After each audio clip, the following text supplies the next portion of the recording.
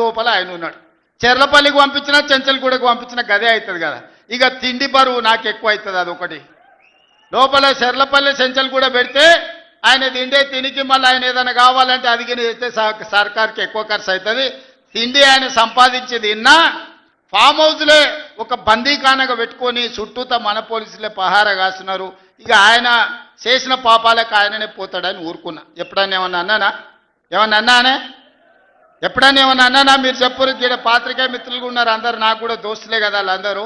చెప్పురు. ఎప్పుడన్నా ఏమన్నా అన్నానా? ఒక్క కేసు అయినా పెట్టినా? పోనీ ఈ జిల్లాలో ఎవరి మీద నన్ను ఒక కేసు పెట్టినా? ఎన్ని పాపాలు చేసారు వాళ్ళ ఎమ్మెల్యేలు మంత్రులు మీకు తెలుసు కదా. ఎంతమంది ఆస్తులు గుంజుకున్నారు మీకు తెలుసు కదా. ఎవరినన్నా నేను కక్షతోనేమన్నా చేసినా?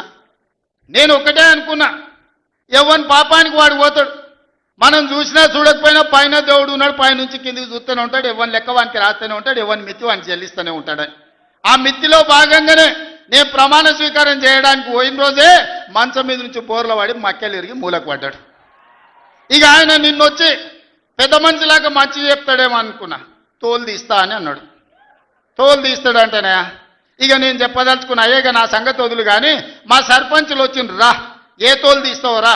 నీ తోలు తీసుడు కాదు, నిన్ను చీరి చింత కట్టి చింత మడకల ఏలాడేసి కొడతారో లేదో మా సర్పంచులు, రా కొడంగల్కి వస్తావా లేకపోతే మమ్మల్ని చింత మడకకు రమ్మంటావా? మా సర్పంచులను తోలుతా.